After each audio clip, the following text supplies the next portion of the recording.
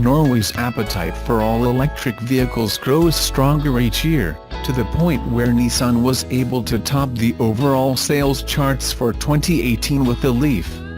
The Japanese car maker managed to sell 12,303 Leafs during the previous year in Norway, becoming the country's best-selling car overall.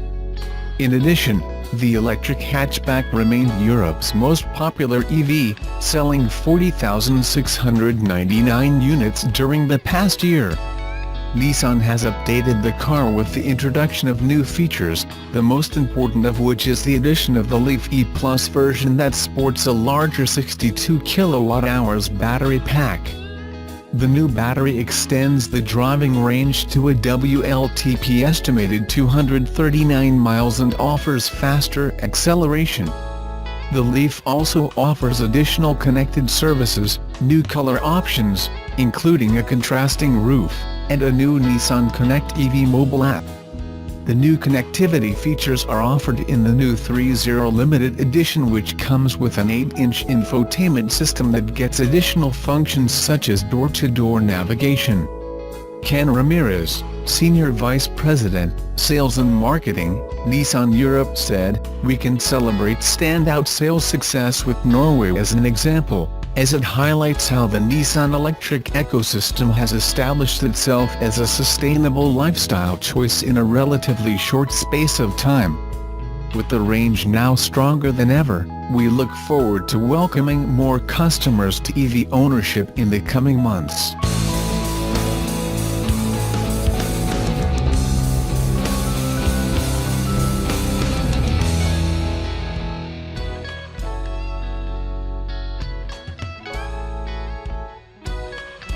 Subaru trotted out the more powerful and more hardcore, limited edition WRX STI S209 at the Detroit Auto Show on Monday.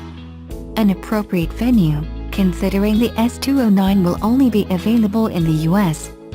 Rejoice, STI fans, because Subaru has finally given its famous performance sedan a significant power bump. Thanks to a new HKS turbo and higher boost, the S209's 2.5-liter EJ platform makes 341 horsepower, up from the regular WRX STI's 310 horses. The car's intake system has also been significantly upgraded. It even features a steering wheel paddle-operated system that sprays water onto the intercooler, just like the Blobeye and Hawkeye STIs made from 2004 to 2007 did. Furthermore, the S209 gets a new fuel pump, bigger fuel injectors, and a reworked ECU. New mufflers with 17% less airflow resistance are finished with bigger, hand-polished stainless steel tips. Inspired by the race car Subaru took to the 2018 24 Hours of Nürburgring and won the SP3T class with, the S209 also gets a shed load of handling and chassis upgrades, including Bilstein dampers, stiffer springs, a rear stabilizer bar, plus reinforced front and rear ends. 19-inch BBS wheels are wrapped in a set of Dunlop SP Sport Max GT600A summer tires developed specifically for this car. Water fenders accommodate for the wider track, and a large handful of wings, vents, and canards have been added to keep the S209 glued to the tarmac. According to Subaru, the S209 is considered the first STI-built Subaru sold in the US. The S209 carries on a high-performance tradition that dates to STI-built models that were exclusive to the Japanese domestic market, the 2000 S201 through the 2018 S208. Despite the STI's humble, economy car roots, the S209 Special Edition will be quite the rare machine, as only 200 will ever be made. It'll come in either the crystal white pearl color you see here paired with gold wheels, or the car's signature World Rally Blue with gray wheels. As with all STI models, it'll be equipped exclusively with a 6-speed manual and all-wheel drive. But you already knew that, right?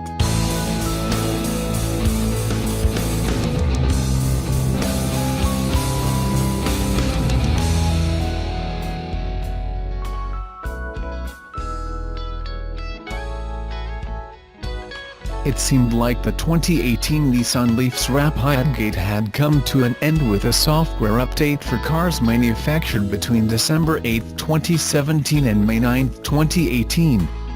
However, according to the latest news provided by Gary Lieber from CleanFleetReport.com, further research for the US market revealed that the software fix will be available only in Europe. Attempts to find out how Leaf owners can get the fix done had no results. Jeff Wandel at Nissan Prairie in Franklin clarified that there is none available because there were no customers experiencing the problem. Here is the response, which Gary Lieber received from Nissan. Hi Gary, to follow up on our call, the vast majority of our US customers don't use multiple fast charging procedures in any single day, so they are not affected by the charging safeguard feature on the new Leaf. Regarding the software update in Europe, Nissan is not currently planning to conduct the update in the US.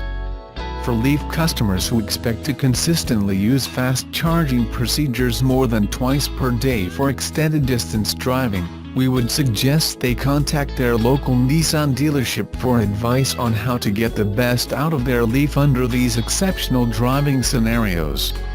According to the last part, the multiple use of fast charging was considered an exceptional driving scenario. From the statistical point of view, it's maybe rare to charge more than once, but without the ability to charge at full power, the charging will be longer on those occasional long-distance journeys. He further asked about how Nissan USA arrived at the decision not to offer this change to USA customers, and this was the response: the decision not to extend the European SW date to the US was based on actual charging session data that the 2018 Leaf fleet generates, and the repair requests that dealers received from owners presenting this issue. Essentially, Nissan has data that shows that a very small number of the 2018 Leaf universe actually experienced this situation, and Nissan has no service reports from dealers with customers presenting the symptoms of this type of a charging slowdown. Well, if Leaf owners are okay with the fast charging speed, Nissan does not feel obliged to provide updates. The 40 kWh battery version of Leaf was launched in the US a little later than in Europe and at a smaller scale, just several thousands in the first half of the year and less than 15,000 total in 2018. Sales in Europe were over twice times higher early in 2018, which probably also generated more feedback. Let's explain the Rapidegate once again. The issue was discovered early after the second-generation Leaf launch in Europe. It turned out that the Leaf's charging power decreases when such sessions are repeated or the battery is hot. Nissan released a statement: the 2018 Nissan Leaf has charging safeguards to protect the battery during repeated fast charging sessions in a short period of time. While the safeguards may increase charging times after multiple fast charging sessions, they are important to maintaining battery life over an extended time period. Nissan has addressed the issue through a software update in Europe, for cars manufactured between December 8, 2017 and May 9, 2018, and implemented it in new Leafs produced from May 9, 2018. We don't know whether the safeguards were removed or just changed, and how multiple fast charging sessions will affect battery capacity/degradation over time.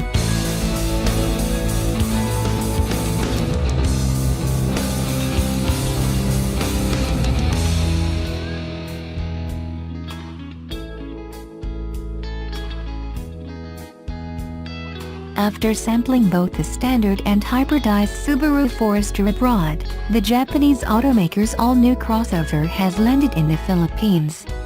Introduced in the ASEAN region in mid-2018, Subaru Philippines General Manager, Mr. Jerry Hernandez, told reporters that it will be introduced in January 2019, and has delivered on that front. For the Philippine market, we will be getting 3 variants of the all-new Forester, whereas other Southeast Asian markets get as much as 4. The Forester variants locally available are the entry-level 2.0 IL, 2.0 ILI side and 2.0 ISI side. Visually, the 2.0 IL and 2.0 ILI side get LED headlights and 17-inch alloy wheels, while the 2.0 IS gets upsized alloy wheels, LED fog lights, faux skid plates at the front and rear, plus a sunroof. The bumper corner garnishes for both are also different, and the top-of-the-line model gets brushed chrome side mirror cappings. The three variants appear to have equal equipment levels. The 2.0 ILI side and 2.0 ISI side each get leather seats with power adjust for both front seats, an 8-inch audio display, auto headlights and wipers, dual-zone climate control, steering responsive headlights, among other things. The non-ISI Forester loses out on the power seats and the steering responsive headlights. On the other hand, the 2.0 ISI side gains niceties such as a power rear tailgate, push-button fold-down rear seats, the aforementioned sunroof, and aluminum pedals.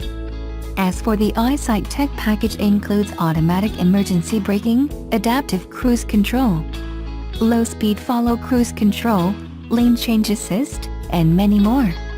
As the variant name suggests, the all-new Forester is powered by a 2.0-liter engine for both variants.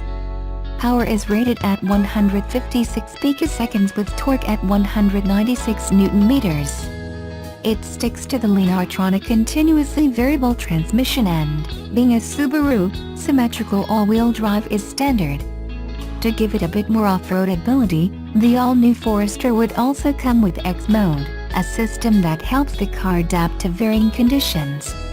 Opt for the 2.0 ISI side and it gains Special X Mode, which is set to boost its off-road ability. What about the hybrid version? We'll have to wait a little bit longer for the electrically assisted Forester. Subaru Philippines is aiming to launch it here sometime in 2020. Known as the Forester e-Boxer, it has 145 picoseconds and 188 Nm of torque, and has a pure electric drive mode that can help it run up to 50 km on battery power alone.